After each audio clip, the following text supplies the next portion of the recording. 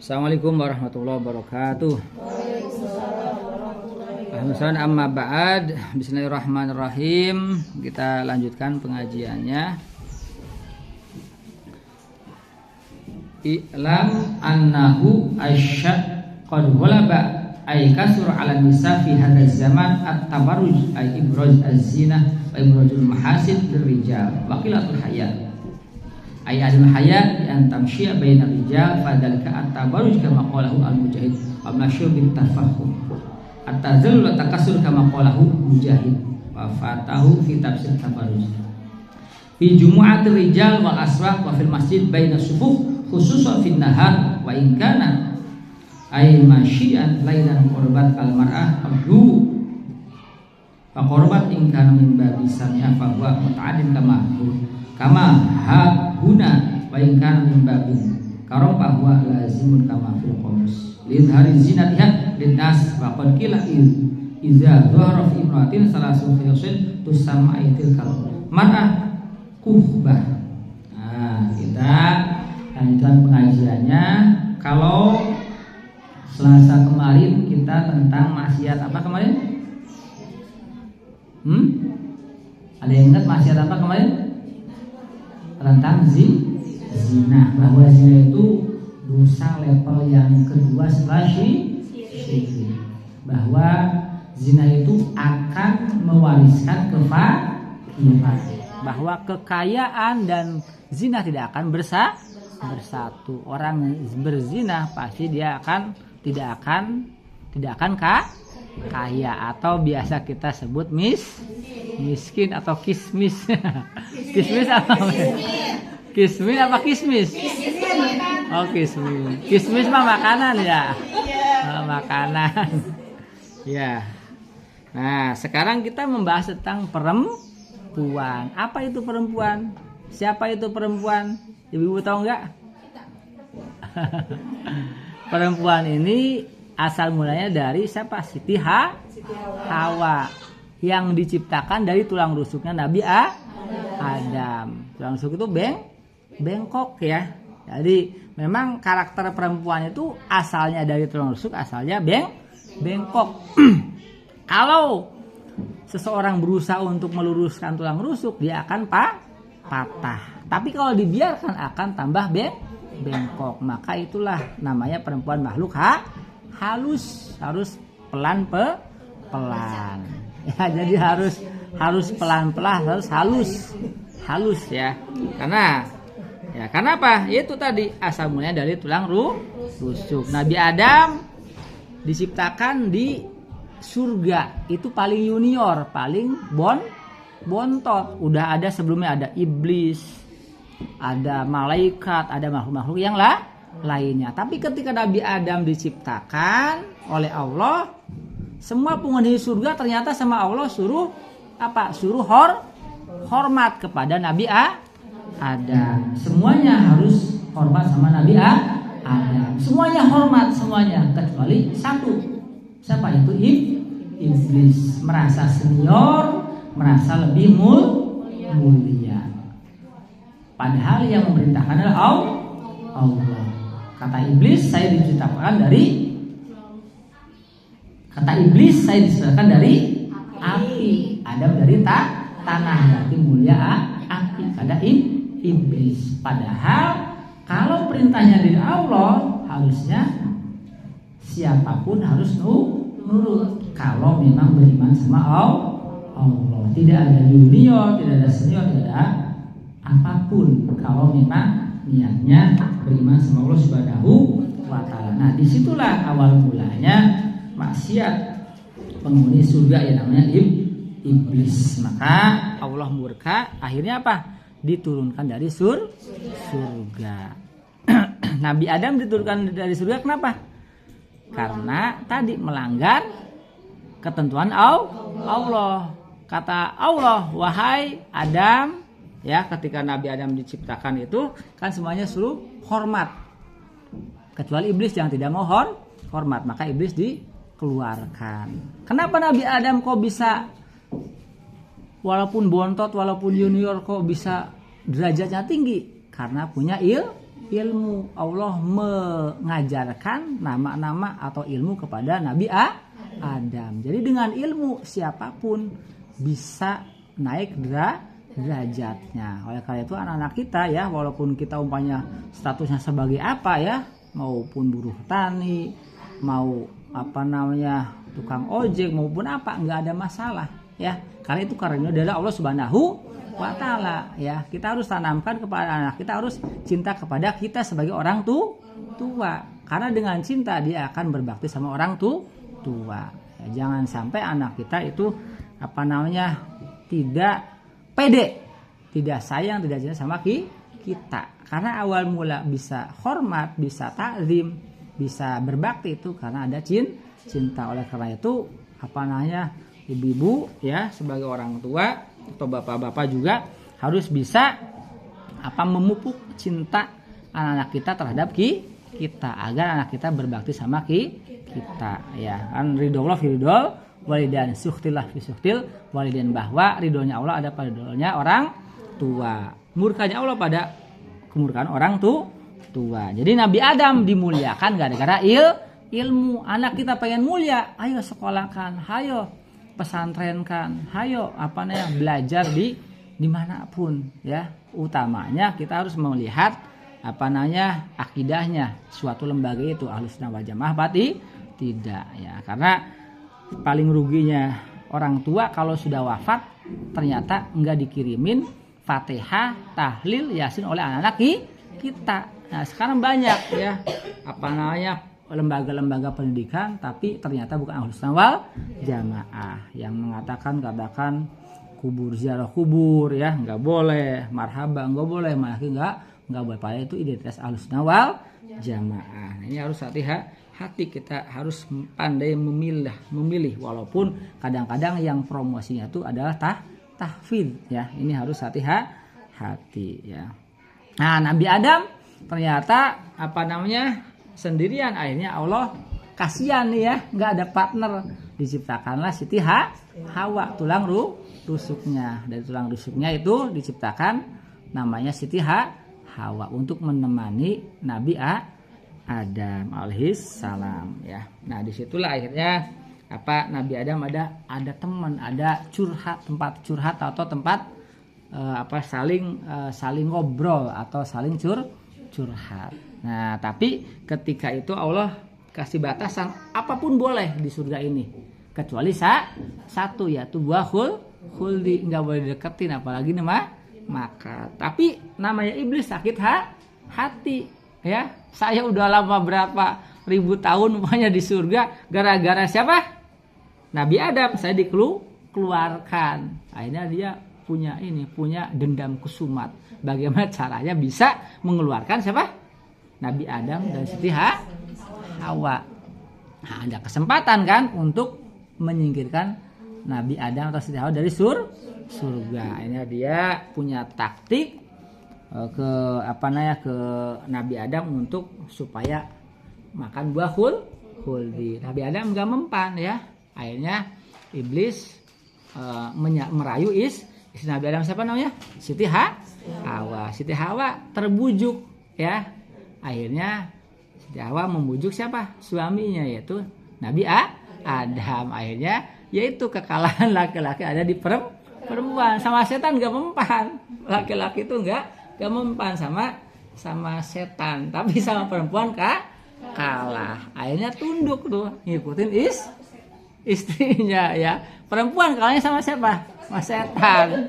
Sama laki-laki nggak kalah, malah laki-laki kalah ya. Tapi perempuan kalahnya sama setan, laki-laki kalahnya sama perempuan. Akhirnya ngikutin istrinya ya. Kan perempuan tahu sendiri kan, kalau nggak diturutin bagaimana kan. Akhirnya Nabi Adam sampai ngikutin siapa? Siti Hawa. Takut marah kan ya, takut bagaimana ya, karena cinta ya. Akhirnya ngikutin, akhirnya makan buah khuldi. Akhirnya turun ke bumi ya, Nah ini Bu, Nabi Adam tinggal di surga gara-gara satu kesalahan keluar dari surga. Kita banyak salah tapi pengen masuk surga. Salahnya banyak gak kita? Nabi Adam cuma satu doang salahnya sama Siti Hawa, tapi dikeluarkan dari surga. Kita banyak salah, pengen masuk surga. Insya Allah ya kita masuk surga semuanya. Kenapa? Karena Allah lewat Muhammad SAW sudah bersabda Muhammad SAW itu miftahul jannah la ilaha illallah. Jadi kita sudah dikasih kuncinya surga. Kalau ujian mah sudah dikasih kisi-kisi, udah kasih jawaban kita tuh ya, bahwa miftahul jannah la ilaha illallah, kuncinya surga la ilaha illallah. Nah, alhamdulillah kita ya setiap waktu, setiap saat mengucapkan la ilaha illallah Muhammadur Rasulullah. Nah, ini kuncinya surga. Maka aneh orang Islam kalau masuk neraka. Kenapa nggak ada Allah Nabi Muhammad pernah ngasih kuncinya neraka? Nggak ada. Di dalam hadis ada Quran dari mana juga nggak ada keterangan Allah pernah ngasihkan kuncinya neraka. Tapi Allah Nabi Muhammad SAW pernah ngasih kuncinya surga. Maka kita harus selalu mendawamkan la ilaha illallah Muhammadur Rasulullah. Tidak ada Tuhan selain Allah. Bahwa Nabi Muhammad SAW adalah utusan Allah Subhanahu wa Ta'ala. Artinya apa? Artinya bahwa kita komitmen untuk menjalankan semua perintah Allah. Komitmen untuk menghindari semua larangan Allah Subhanahu wa Ta'ala. Sebagai istri tentunya komitmennya apa? Apa yang kira-kira dibolehkan oleh Allah. Apa yang dilarang tentunya dijauhi. Nah ini Bu ya. Nah ini sebagai pengantar. Nah kembali kepada yang tadi saya baca dalam kitab Ukudul Jen, yaitu hak suami istri ya, halaman 18. Kiai Musone pengarang kitab Ukudul Jen Syekh Nawawi Banten mengatakan, ketahuilah pada zaman sekarang itu sudah banyak perempuan yang berpakaian lebih atau berlebihan. Itu zamannya Imam Nawawi Banten. Imam Nawawi Banten tuh punya murid namanya Syekh Hasyim Asy'ari ya. Syekh Hasyim Asy'ari ya. Mendirikan Nahdlatul Ulama, berarti sekitar udah 100 tahun, 200 tahun yang lalu. Itu zaman dulu Syekh Nawawi Banten sudah mengatakan pada zaman sekarang sudah banyak perempuan yang bersolek, yang berlebihan. Kalau sekarang gimana Bu? Itu zaman 200 tahun yang lalu sudah berlebihan berhiasnya, berpakaiannya. Ya, apalagi zaman sekarang ya. Itu yang pertama ya, berlebihan dalam berpakaian. Yang kedua, kilatul haya. Sudah putus urat malunya perempuan ya. Jadi yang pertama bahwa memakai perhiasan, memakai pakaian berlebihan pada zaman itu ya. Yang kedua, sudah banyak yang sedikit malu. Perempuan-perempuan itu sudah banyak yang tidak punya sifat malu ya. Sifat malu ya. Jadi akhirnya apa? Akhirnya perempuan kemana-mana apa tadi? Membuka aurat ya. Itu zaman dulu Bu, 200 tahun lah. Lalu zaman Syekh Nawawi Banten. Sekarang gimana Bu? Ya, bujalnya kelihatan kemana-mana ya. Itu udah zaman dulu ya. Sekarang ya itu ya mungkin lebih, karena kurunnya Nabi Muhammad SAW adalah kurun atau zaman yang paling baik. Setelah Nabi Muhammad kurang udah kita udah jauh ya. Itu yang kedua ya, sudah sedikit malu, punya sifat malu. Yang ketiga, wal masyu bitafalhur, yaitu berjalan dengan sombong. Berjalan dengan membuka aurat. Udah maksiat dia bangga. Nah ini ya. Jadi maksiat tapi bangga ya ini ya. Jadi yang ketiga itu berjalan dengan sombong dan dengan bangga dalam membuka aurat. Fi jumu'atir rijal, di hadapan laki-laki yang bukan mahram. Wal aswaq, di mal-mal, di pasar-pasar ya, di kafe-kafe, di tempat-tempat rame ya, wal aswaq ya. Wa fil masajid, dan juga di masjid di tempat-tempat ibadah juga seperti itu. Pakai jilbab tapi tubuhnya kelihatan, lekuk tubuhnya kelihatan ya. Nah ini ya, jadi di sini 200 tahun Syekh Nawawi Banten sudah seperti itu perempuan tuh ya. Jadi tidak pertama tadi berlebihan dalam memakai baju atau perhiasan. Yang kedua sedikit punya sedikit rasa malu. Udah enggak pada punya sifat malu. Yang ketiga berjalan dengan bangga dengan terbuka auratnya ya, di pasar-pasar, di mal-mal, di kafe-kafe, fil masjid juga di masjid atau di sekolah-sekolah atau tempat-tempat ramai yang lainnya ya. Jadi kalau sekarang kan pakai jilbab tapi kayak nggak pakai jilbab, ngetat ya. Jadi akhirnya terbentuk tubuhnya. Khusus fin nahar, apalagi di siang hari. Wa in kana masyan lailan qarabat addu. Nah, begitu juga siang hari dan malam hari berjalan memakai perhiasan berlebihan, sedikit punya rasa malu dan bangga dengan membuka aurat. Lidhari zinatiha linnas, bangga ya untuk memperlihatkan perhiasannya dan tubuhnya. Wa qad qila idza dhaharat, dan telah dikatakan oleh para alim ulama ketika seseorang perempuan itu ada 3 sifat itu, maka itu adalah perempuan jelek. Perempuan jelek. Nah, apa tadi Bu? Yang 3 tadi? Pertama tadi berlebihan dalam berpakaian atau perhiasan. Yang kedua sedikit rasa malu atau enggak punya sifat malu. Yang ketiga berjalan dengan bangga membuka aurat. Nah ini adalah paling jelek-jeleknya perempuan. Ada enggak di antara kita? Mudah-mudahan tidak ada ya. Mudah-mudahan tidak ada ya. Jadi kalau aja seperti itu adalah perempuan yang paling jelek-jeleknya perempuan. Nah ini di samping 3 tadi ada 3 lagi ya. Pertama khurujuha fin nahar mutabarijah, yaitu perempuan yang keluar rumah ya dengan berlebihan berpakaiannya ataupun perhiasannya. Yang pertama ya. Jadi perempuan yang keluar berlebihan dalam berpakaian dan berdandan serta memakai perhiasan, berlebihan dalam berpakaian, berlebihan dalam berdandan, berlebihan dalam memakai perhiasan. Nah, itu adalah perempuan yang paling jelek.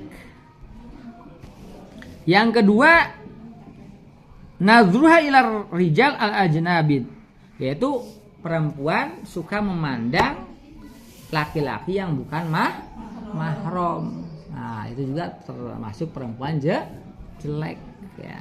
Jadi kalau memandang cukup memandang suaminya, kecuali dalam pendidikan ya, pengajian. Kecuali dalam bisnis jual beli, kecuali dalam kesehatan, dalam pengajian, pendidikan, kesehatan, pendidikan ya, bisnis jual beli itu boleh. Kayak contoh umpamanya ibu kan pernah ngelahirkan ya, ternyata dokternya ganteng. Nah itu ngelihat ala kadarnya ya, seperlunya ya kan, diperiksa kan, itu boleh. Begitu juga namanya jual beli ya, ibu jual beli, yang beli laki ya. Begitu juga dalam pengajian atau pembelajaran itu juga boleh ya. Nah ini kalau umpamanya kok perempuan nggak ada kepentingan pengajian, pendidikan, bisnis, kesehatan ya, tuh pandangin aja suami orang ataupun apa namanya laki-laki yang bukan mahramnya. Nah, itu termasuk perempuan yang jelek ya. Nah, kalau drakor, gimana drakor? Film ya. Nah, makanya ibu-ibu sekarang tuh ya, saya rasakan ini setannya bukan berbentuk yang tidak kelihatan. Sekarang setannya ada setan gepeng. Setan gepeng, setan gadget ya. Nah, ini jadi coba sekarang kita muhasabah atau introspeksi di diri. Kira-kira kita pegang HP berapa jam? Kita pegang Quran berapa? Pegang Quran berapa menit? Kita zikir subhanallah habis apa namanya? Salat 5 waktu, alhamdulillah akbar Allah, kita berapa menit? Nah, ini kita udah dijajah oleh setan gepeng. Nah, jadi kita boleh hiburan tapi ada waktunya. Katakan anak-anak kan sekolah Senin sampai Sabtu ya. Kalau yang Jumat yang TK ya, kalau MI SMP MA sampai Sabtu kan anak-anak boleh pegang HP hari Minggu. Nah, ibu-ibu juga harus memanage seperti itu. Ya, katakan ibu-ibu boleh ada waktu kapan, hari apa, jam apa, umpama jangan setiap hari ya. Jadi emang ini kita udah semuanya dijajah oleh setan gepeng ya. Ya. Itu udah semuanya ya, semuanya ya. Mau laki-laki, bapak-bapak, mau ibu-ibu, anak-anak dan semuanya. Makanya ibu-ibu harus mengarahkan anak-anak kita ya. Untung pagi sekolah, siang diniyah, sore maghrib apa namanya majlis taklim, malam mau tidur belajar dulu, mungkin ada PR, itu bagus itu ya.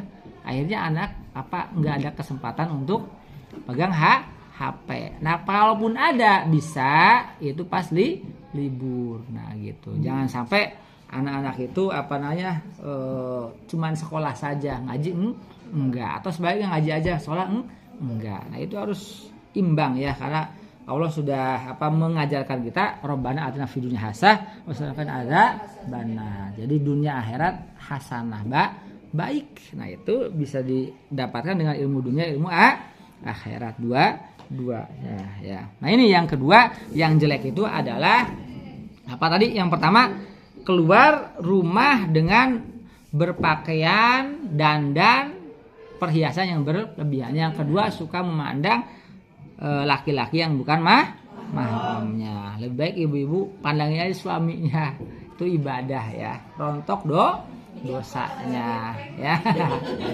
Itu ya, itu bisa ya, asal jangan ganggu lagi kerja ya.